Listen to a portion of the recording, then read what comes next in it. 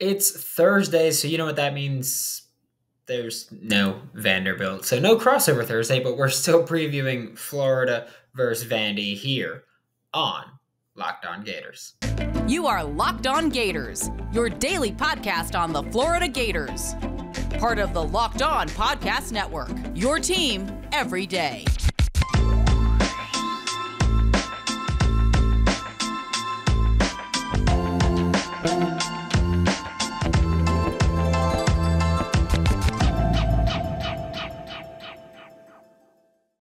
Hello, welcome back to another episode of Locked On Gators, part of the Locked On Podcast Network, your team every day. Thanks for making Locked On Gators your first listen of the day. We're available daily and free wherever you listen to podcasts. Happy Wednesday, Thursday. Oof. I'm Brandon Olson. Find me on Twitter at WNS_Brandon. Written work with Whole Nine Sports and Giants Country of SI.com. And yeah, like I said, there's no Locked On Vanderbilt, so not a crossover, but we're still doing the same thing we do every Thursday. And we're starting off with the biggest story, biggest headline, whatever you want to call it. It's what we're starting off with. For Florida, I think it's a weird one because I think some people are, everything happening off the field, which is obviously a massive headline with, just this week, Trent Whitmore's gone, Nick Elksnis is gone, DeJuan Black is gone, Griffin McDowell is gone, and wishing the best for all of them. But that's not the biggest headline for me because the biggest headline going into the Vanderbilt game is the Vanderbilt game. Yes, you're bowl eligible. What I need to see, not even what I need to see, what I want to see, can this Florida Gators defense continue the performance from the second half of Texas A&M and the entire South Carolina game? Because here's the thing where, yes, Florida's obviously the better team than South Carolina. They were obviously the better team than Texas A&M, and they're obviously the better team than Vanderbilt. But it is so incredibly difficult to play good defense for not even just 2 quarters, but for 4 quarters and then 6 quarters. And now you're trying to push it to 7, 8, 9, and 10 quarters. It's very difficult to do that. It's possible. Don't get me wrong. It is very possible to do that. But it's very difficult to be that consistent. And by playing good defense, I mean dominant defense, like playing damn good defense. If you give up a drive, a touchdown, whatever it might be here or there, that's fine. Like, I'm not the type where I go, you need to have a shutout. You need to shut teams out for 6 quarters, 10 quarters, whatever it is. Now, I'm fine with playing good defense. What I want to know is, can you continue the dominant performance? You don't need to continue the dominant performance, but for me, that's the thing where I'm watching it. I'm paying very close attention to what this Florida Gators defense does. Also, just with this defense in general, I want to see if they're going to toy around with anything schematically. They probably shouldn't. But if there's any game where you're going to, it should be this game where it's like, okay, well, we've locked in a bowl game. We have a great game next week where we're probably not going to be able to experiment stuff unless it gets out of hand on either side. So if there's any game where you're going to, it's probably this one. I don't think you should, but I'm interested to see if they do, just because I want to see if they do it. For Vanderbilt's side, I think if you're Vanderbilt, you have to go into this game with kind of the mindset of I guess you have something to lose because Vanderbilt, they have 2 games left, if I'm not mistaken. Double checking this right now. Yeah, they've got Florida and they've got Tennessee. If they win both, they're bowl eligible. So slim chance, we'll say. But you're going into last week, you were 3-6 if you're Vanderbilt. Your only wins came against Hawaii, Elon, and Northern Illinois. You had not beaten a Power 5 team. You beat a Mountain West school, a MAC school, and a not even P5, G5. You beat an FCS program. Against the SEC, you've lost a lot. You've lost a lot of games, and it hasn't looked super promising for you, which expected. It's Vanderbilt. We know expectations were low. It is what it is. But can you win big as underdogs again? Because Vanderbilt, big underdogs going into the Kentucky game, most people did not think that they'd make it, myself included, or that they would win that game. Myself included. I thought it'd be closer than the spread. I think the spread was like 3 touchdowns. I thought it'd be closer than that just because it's Kentucky. They don't blow teams out like that. Like, that's just not what they do. That's not their style. So I thought it'd be closer than that. I did not think that they would lose the game. And I didn't think Vanderbilt would win the game. But now, you're again 2 touchdown underdogs this week. Can you do it again?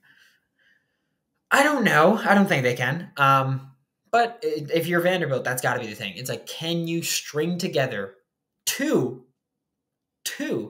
SEC wins, not just this season, but back to back? I don't know about that one. I don't. And I think for both sides, you have to at least acknowledge big storyline, the weather. The weather, of course, like, and I get it. Yes, this game is in Tennessee. They are more used to the cold weather. You are correct in saying that. But low 30s, it's tough. Like, and make no mistake, yes, it's a game in Tennessee. They are obviously more used to the cold weather, but this isn't Ohio. This isn't Pennsylvania. You're not used to the cold like that. I think that's an important thing where everybody wants to talk about Anthony Richardson on Monday going, yeah, if I have to wear socks, it's cold. If the wind is blowing, I'm cold. All this stuff about how Florida is coming up from Florida to play in this cold weather game. Tennessee's not used to playing in 30 degrees weather. Like, that's just not what Tennessee does. Every away game, or almost every away game for Tennessee, is in a warmer weather place than they're used to playing. Yes. But even then, the cold that they're used to playing is cold by SEC standards. It's, 50s most of the time. This 30s, ridiculous. But it's not something that they're used to doing. They played Northern Illinois. Great. You did that in what, September? Yeah, September. It wasn't a cold game. It snowed the other day in a MAC game. So it's not a thing that either of these sides are used to. The cold is a thing for both sides. I think people have to acknowledge that. It's not just, Florida's got to come up from Florida to the cold. Yes, Florida's at a bigger disadvantage. But it's not as drastic a difference as I think people are making it out to be. But I could be wrong. I've been wrong before. I'll be wrong again. Who knows? I would hope that Florida this week has been practicing with just the facility indoors, first of all, the indoor facility, but also making it as cold as they possibly could, because that's probably your best bet. We're about to talk about key matchups going into this game, but first, today's episode of Locked On Gators is brought to you by Nugenix, and as people get older, they get a bit of a dad bod. Not me, but I'm not as great as I used to be, but not dad bod bad. But you feel a little bit less like your old self. I know that I tried playing football the other day. 26-year-old me, not as agile as 22-year-old me, I'll tell you that. Don't have time to work out too much because you're working, which happens, especially, it gets busy, but you want the energy and the body you once had. So then you found out about Nugenix and you felt pretty relieved working out like you used to. It's great. Like, you get more energy to counter the negative physical effects of aging. Nugenix Total T Testosterone Booster with Testofen will help you turn back the clock, re-energize your workouts, get you better results at the gym, and help you look and feel like the man you really want to be. And if you text college to 231, you get a complimentary bottle of Nugenix Total T. So you text now, text college to 231-231. Thanks again for making Locked On Gators your first listen of the day. We're available daily and free wherever you listen to podcasts. We're talking about the matchups here for Vanderbilt. We're previewing this game here. And I think for the Vanderbilt game, not previewing matchups for Vanderbilt, but I think the biggest matchup I'm watching for, both quarterbacks versus the pass rushes. Or we'll say the front sixes, because obviously, modern football, it's a front six, not a front seven. But the front sixes, we'll say. With Mike Wright versus this Florida front six, I'm a bit worried. I'm not super worried, but I'm a bit worried about this just because, we saw Mike Wright against Kentucky last week. he dogged. I'm going to pull up the numbers because it was insane, but he was running all over them. That's something that worries me, not necessarily his arm, not that he's a bad passer, but he's not great. He doesn't want to throw the ball often. Like, he wants to run the ball because he kind of knows that's what he's best at. And that's fine. Like, Anthony Richardson runs the ball a ton because that's what he's best at, but they want to throw the ball 15, 20 times a game and have the rest of their success running the football. Last week against Kentucky, he had a fantastic week. He had 2 scrambles for 31 yards, which does scare me a little bit because it's not like he was trying, he wasn't dropping back a ton to run the ball, to throw the ball and scramble. He'll probably be playing from behind a bit in this game, probably have to drop back a bit more. But he also had 7 designed runs for 96 rushing yards against Kentucky. He gashed them. He's done that multiple times this year. In week 1 against Hawaii, he had 8 carries on designed runs, picked up 148 rushing yards. The next week, he had 4 carries on designed runs, pick up 55 rushing yards on those attempts. He has been fantastic on designed runs, and in recent weeks, they've started doing it more often because it works. So I'm curious because you're going to see some option. You're going to see some read option, zone read, whatever you want to call it. You're going to see him look at that backside end, or edge, we'll say. He's going to look at that backside edge, and if you take too many steps in, he's going to outrun you. I'm worried about that because we saw that with guys like, we've seen it this season, with guys like Princely Umanmielen has taken too far of a step in, and a quarterback will run out wide. But I don't think Florida's played a quarterback as good running the football as Mike Wright is. And by saying like he's not as good, I think they might have played someone who's faster. I don't know if they played someone who's faster, but they might have played someone who's faster. I don't think they played someone who's as talented as a runner as Mike Wright. So that worries me, not just as a designed runner with the zone read, but also his scramble ability as an improviser. I don't think he's the type that's really going to extend plays a ton. He's not going to Anthony Richardson plow through people, but he can outrun you. And he outran Kentucky consistently last week. As far as Anthony Richardson versus Vanderbilt, it's less about his running ability. It's more so about their pass rush specifically. I guess for Anthony Richardson, we say the front 4. For the pass rush, that's not worrisome, but something to keep an eye on because I think this is a massive advantage for Florida. This Vanderbilt defense, the pass rush specifically, is not good. Vanderbilt pass rush, the leading pass rusher, has 13 pressures this season. That is what we call in the industry bad. No way around it. For point of reference, Florida has 1, 2, 3, 4, 5 guys with that many pressures. One of them is an off-ball linebacker. One of them isn't even on the team anymore. Hasn't played in 2 games. So Florida, you've got the clear advantage here if you're looking at just pass rush, but also when we're looking at specifically Vanderbilt, the thing that does not worry me is that, 1, they're not good at generating pressure. I'm not talking sacks. I'm talking pressures. They have 13 pressures, 12 pressures, and then everybody else is single digits. They're not good at generating pressure. Even worse, they're bad at converting those pressures into sacks. The people who have good like pressure to sack ratio are off-ball players who blitz and then get in, and they're usually unaccounted for. They're not going to do that a ton. They'll probably do it a little bit with Anthony Richardson's mobility. They'll probably try to rush the pocket, push the pocket a little bit more. But Vanderbilt naturally, just over the course of the season, is bad at generating pressure. Anthony Richardson, statistically, fantastic at evading sacks. He's good at getting around pressure. He's good at, even when you get a hand on him, he can make a play still. He has a strong enough arm where we saw it, I think it was the Tennessee game. They had his ankles wrapped up, and he still just full out of his arm and his hips just threw that ball. And it was accurate, and it was fast. He's very good at extending plays. Obviously, he's very good at evading sacks and evading pressure. If you're already bad at getting pressure and you've got to deal with Anthony Richardson in the backfield, dog, just drop 11 into coverage because you're not going to have a good time. You're not. Vanderbilt's just not a good pass rushing team.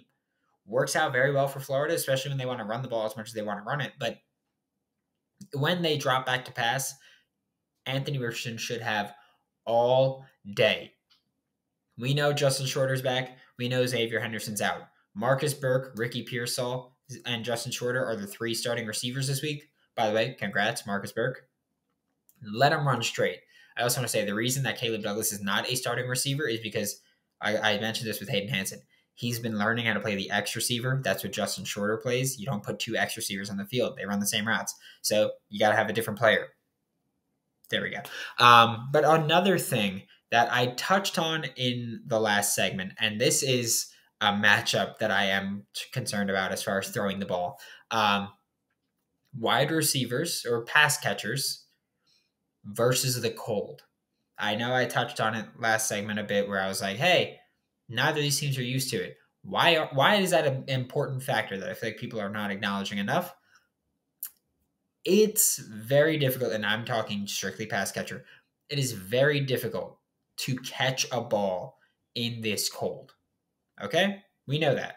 Like watch any Packers receiver. They talk about, Aaron Rodgers throws the ball hard. It's cold. It hurts. You know who else throws the ball really freaking hard a lot? Anthony Richardson.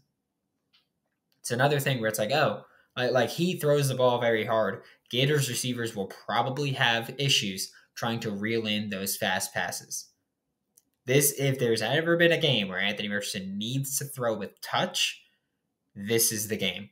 Because your receivers are going to hate you if you are fireballing that thing in at them. I know that I've mentioned, I live in New York. I played in a football league up here. I played in the Winter League in New York City. It is hard to catch a fast pass in the cold, especially for folks who aren't used to the cold, which is both teams. Both teams not used to playing in the cold. Both sides, receivers, not used to playing in the cold. Vanderbilt has dudes from Florida on the team. They're used to Florida. Like Florida has obviously a lot of guys from Florida. They're used to Florida. This is not I know it's not snowing, so you don't have to worry about that, or at least it's not supposed to right now at the time of recording. But this is still a thing where Florida's receivers, Vanderbilt's receivers are going to have issues catching of the ball. On the bright side for everybody watching, it's probably going to be a relatively quick game if you want a quick game, because they're probably going to be running the ball so much. If they do try to throw the ball, probably going to have a lot of incompletions and probably going to see more drops than you've seen in the game this season from the Florida Gators. But that doesn't change anything. Florida Gators, you should win this game. And I'm going to tell you by how much. But first, today's episode of Locked On Gators is brought to you by BetOnline. The Florida Gators are currently 14-point favorites against Vanderbilt this Saturday, 2 days away. We all know Florida, historically this season, doesn't cover when they're favored. Until last week when they covered by a lot, which is probably part of the reason this spread is 14. A 2-touchdown spread is a lot. I don't care if it's Vanderbilt. That's a lot. That being said, I'm taking it. I just am. That's what I'm doing. But with BetOnline, you can bet on football, basketball, college basketball, women's college basketball. Make money with this thing. Make money with it, especially women's college basketball. Odds, usually pretty clear what's going to happen. Have some fun with it. Head to the website today or use your mobile device to learn all about the trends and action. Check out BetOnline. It's where the game starts. To wrap up today's episode of Locked On Gators, it's prediction time. I will say this is the part that really sucks about not having a Vanderbilt host is that I was so looking forward to talking trash to somebody. Next week, hopefully the Florida State guys and I can schedule something because I want to talk trash to them. But I've said it. I'm talking trash now. I'm not being nice anymore. Bowl game, hope it's someone that has a show because I want to talk trash to them too. Florida right now, like I just mentioned in the ad before, Florida's minus 14 on BetOnline. That's a lot. And yes, Florida historically has not covered the spread when they're favorites. But Florida should dominate this game. I mean, dominate. I'm probably going to alt spread that. Be like, I'm going to take Florida 18.5 or 19.5, and I'm going to be comfortable with it. I think Florida wins this game 34-14. That's my exact score prediction. I think the only one that I was very close with was Utah, so it's been a while. But that's still what I'm doing. Florida Gators should run this ball. The weather means you want to run the ball. Florida Gators should win this game, dominate this game. The weather means you want to run the ball, right? Okay.